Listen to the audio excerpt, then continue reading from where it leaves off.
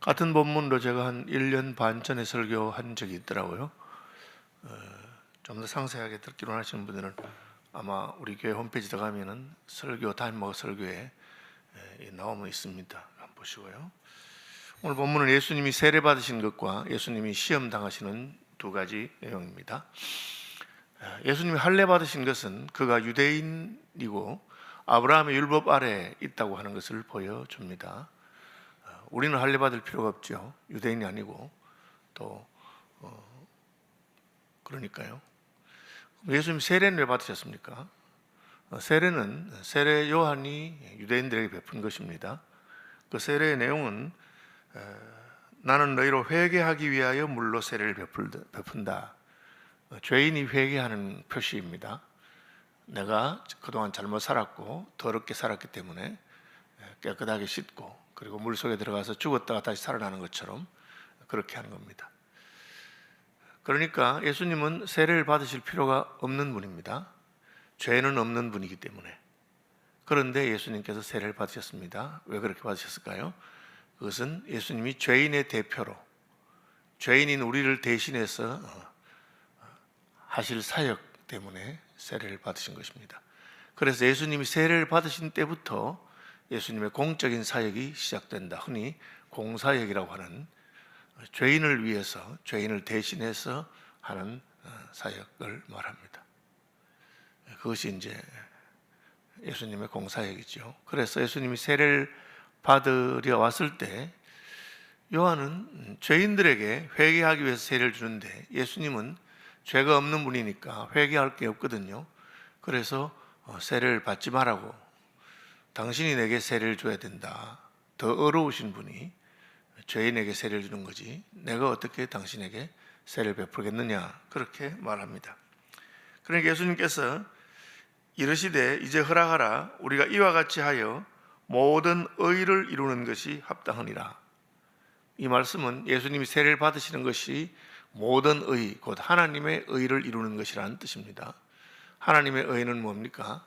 죄인인 우리에게 하나님의 의가 부여되기 위해서 하나님의 아들 예수께서 우리의 죄를 가지고 가시는 것입니다. 우리의 죄는 예수님이 지고 가시고 예수님의 의는 우리가 받게 되는 그런 교환 사역입니다. 그 사역을 위해서 예수님께서 세례를 받으신 것입니다. 요한은 예수님 말씀에 순종해서 세례를 베풀었는데 세례를 베풀자 성령께서 하늘이 열리고 하나님의 성령이 비둘기같이 내려 자기 위에 임하셨습니다. 그리고 하늘로부터 소리가 있어 말씀하시기를 이는 내 사랑하는 아들이요 내 기뻐하는 자라 하시니라. 그렇게 되어 있습니다. 예수님의 공사역은 성령께서 임하시면서 시작됩니다. 예수님의 출생은 성령의 사역이라고 할 수 있죠. 성령으로 잉태되신 것입니다. 예수님의 출생은 성령으로 잉태되신 것이고 지금 세례 받으신 것은 예수님의 사역인데 예수님의 사역을 성령께서 인정하신 것입니다. 비슷하지만 약간 다르죠. 우리도 거듭나고 구원받는 것은 성령의 사역입니다. 성령께서 우리 마음속에 우리 영혼을 거듭나게 하시는 것이죠. 마치 예수님이 성령으로 잉태된 것처럼. 그 다음에 우리가 예수 믿고 나서 주님을 위해서 사역하는 것은 성령이 너희에게 임하시면 너희가 권능을 받고 내 증인이 될 것이다. 그렇게 말씀하셨습니다. 그래서 거듭나는 것은 성령의 사역이고 우리가 하나님을 위해서 서임받는 것은 성령의 도우심으로 우리가 하는 사역입니다. 이제 예수님은 성령으로 말미암아 사람으로 잉태하시고 동정녀 마리아에게 나셨고 이제 세례를 받으실 때 성령이 임하심으로 지금부터 예수님이 하시는 사역은 성령을 힘입어서 하는 사역인 것을 보여주었습니다. 우리는 성령을 힘입을 필요가 있지만 예수님은 왜 성령을 힘입으셔야 되느냐? 그것은 예수님이 세례를 받으심으로 우리의 대표, 온전한 사람이 되셨기 때문에 그렇습니다. 그래서 이 첫 번째 사역이 뭐냐면 광야에서 시험을 받으러 가시는 것인데 그것은 하나님이 받으실 수 있는 사역이 아닙니다. 야고보서에 따르면 하나님은 아무에게도 시험을 받지 않으신다. 하나님은 유혹받는 분도 아니고 시험받는 분도 아니고 또 남을 시험하는 분도 아니다. 이렇게 되어 있습니다. 그러니까 예수님이 하신 첫 번째 사역이 무엇이냐? 그것은 사람으로서 받으신 것입니다. 예수님이 온전한 사람이 되셨기 때문에 광야에서 시험을 받으실 수 있는 것입니다. 다시 돌아가서 그렇기 때문에 성령께서 예수님에게 임하신 것입니다. 예수님은 공사역 내내 하나님의 성령을 힘입어서 사역하셨습니다. 귀신을 쫓아내시는 것을 보고 유대인들이 비판하면서 귀신을 쫓아내는 거 보니까 귀신하고 짝짝꿍이 됐는가 보다, 짜고 하는가 보다, 그렇게 말하니까 예수님이 귀신이 귀신을 쫓아낸다면 귀신의 나라가 어떻게 서지겠느냐, 자기 편끼리 싸워가지고는 어떻게 되겠느냐. 그러나 만약에 내가 하나님의 성령을 힘입어 귀신을 쫓아내는 것이면 하나님의 나라가 이미 너희 가운데 임하였느니라. 그래서 예수님이 자기의 그냥 능력으로, 자기의 능력으로 성자 예수님이, 하나님이 성자 하나님이시니까 하지 아니하시고 성령을 힘입어서 귀신을 쫓아내셨다, 그렇게 말하고 있습니다. 그것은 예수님이 온전한 사람이 되셔서 자기를 낮추시고 성령의 도우심을 힘입어 사역하시는 것으로, 우리도 성령께서 우리를 거듭나게 하신 다음에 성령을 힘입으면 같은 일을 할 수 있는 것을 보여주는 것입니다. 그래서 나를 믿는 자는 내가 하는 일을 할 것이고 이보다 더 큰 일도 할 것이다. 그 말은 우리가 무슨 예수님보다 더 큰 사람이 된다는 것이 아니고 예수님이 본을 보이신 것을 말합니다. 예수님의 지상사역은 크게 두 가지로 나눠지는데, 하나는 우리를 대신해서 하신 사역이고 하나는 우리의 본이 되는 사역입니다. 그러나 사실 이 두 개가 겹쳐있기 때문에, 이를테면 십자가를 진 것은 우리를 대신해서 십자가를 진 것입니다. 우리가 십자가를 진다고 해서 하나님 앞에 제물이 될 수 없습니다. 우리는 이미 죄인이기 때문에 제물은 흠도 없고 점도 없고 온전해야 되기 때문에 우리는 죽는다고 해서 하나님이 받으시는 제물이 될 수 없습니다. 예수님은 죄가 없는 분이기 때문에 하나님이 받으시는 제물이 될 수 있죠. 그래서 예수님이 십자가를 진 거라든지 이런 것은 우리를 대신해서 한 사역입니다. 광야에서 시험을 받으신 것도 마찬가지입니다. 광야에서 아담이 이미 낙원에서 시험에 졌는데 우리가 어떻게 광야의 그런 환경에서 원죄를 가진 인생이 마귀의 시험을 이길 수 있겠습니까? 저나 여러분은 불가능한 겁니다. 한 번, 두 번 이길 수 있지만 계속해서 마귀는 시험하기 때문에 마침내 우리가 넘어질 때까지 흔듭니다. 그래서 예수님이 십자가를 진 것이나 예수님이 시험을 받으신 것이나 다 구원사적으로 우리를 대신해서 하신 것입니다. 그럼에도 불구하고 예수님이 우리를 대신해서 하신 것은 우리의 본이 되기도 합니다. 누구든지 내 제자가 되려거든 자기를 부인하고 자기 십자가를 지고 나를 쫓을 것이니라, 그렇게 말씀하셨습니다. 예수님이 진 십자가지만 우리는 그 예수님이 십자가를 지셨기 때문에 우리가 예수님을 따라갈 수 있는 겁니다. 예수님이 먼저 우리를 대신해서 하셨고 본을 보이신 것입니다. 그래서 사실은 광야에서 시험 받으신 것은 예수님이 우리를 대신해서 한 것이기 때문에 우리가 흉내 낼 수는 없습니다. 예수님이 40일 금식하셨으니까 우리도 40일 동안 아무것도 먹지 않고 물도 마시지 않으면 우리는 그냥 죽을 것입니다.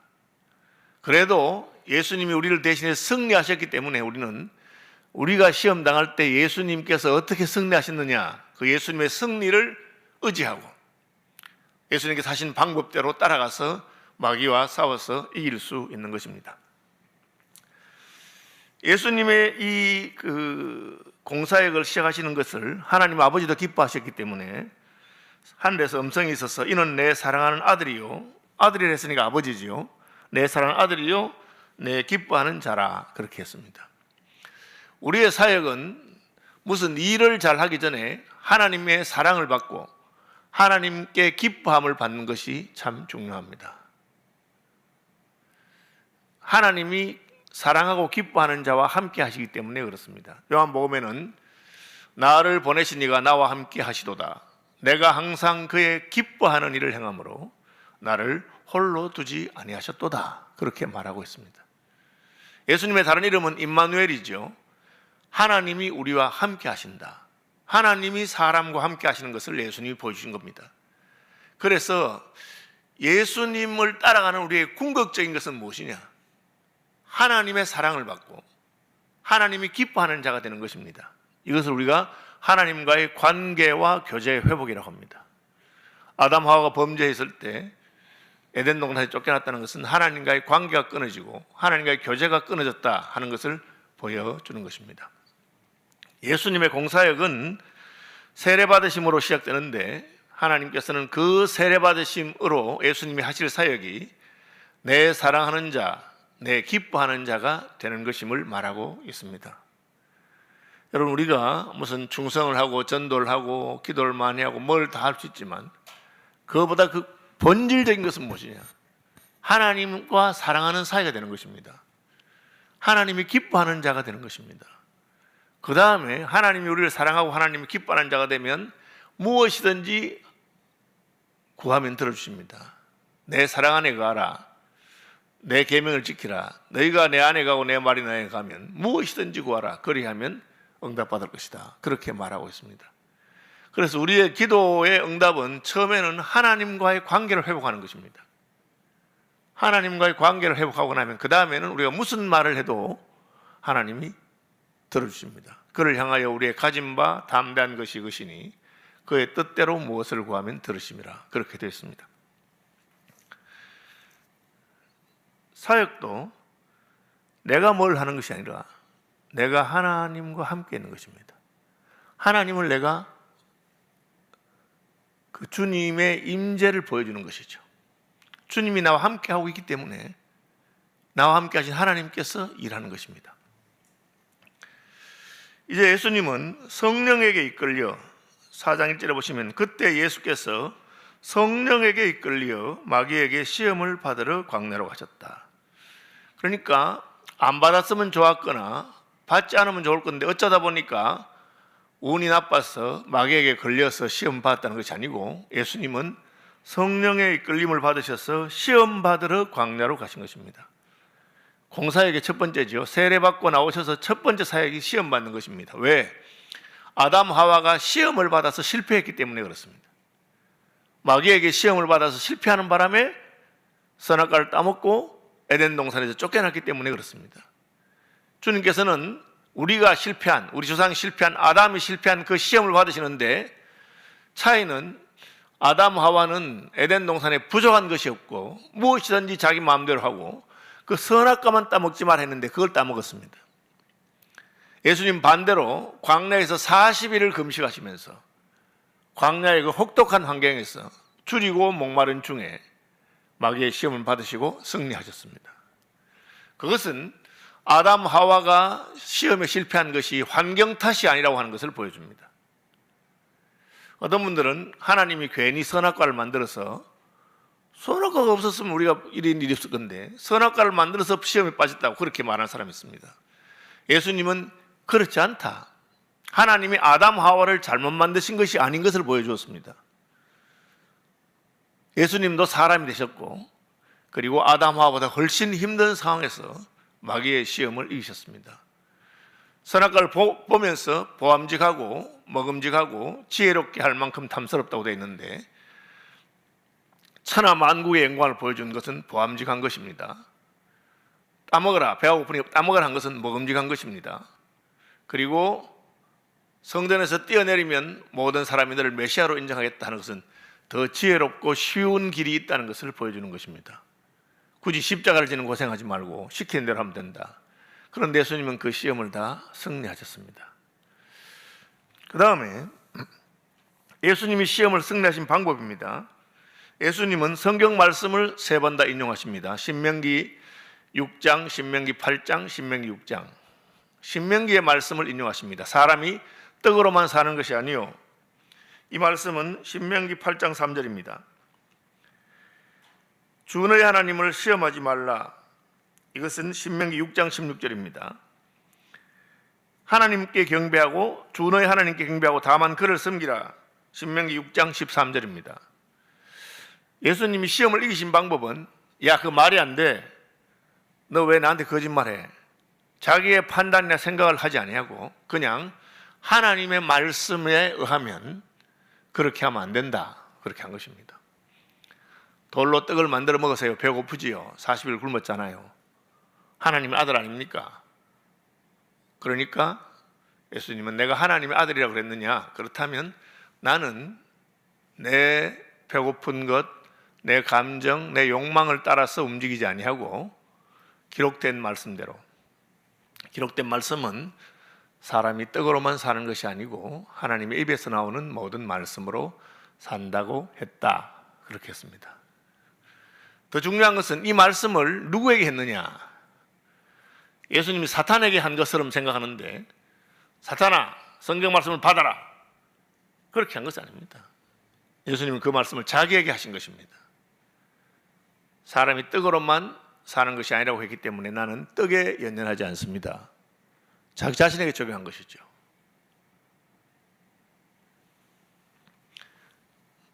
주 너의 하나님께 경배하고 다만 그를 섬기라. 마귀 보고 한 말이 아닙니다. 마귀야, 하나님만 경배하라고. 나는 너에게 잘하지 않는다. 하나님께서 주 너의 하나님께 경배하고 다만 그를 섬기라 했기 때문에 그 말씀을 자기에게 적용한 것입니다.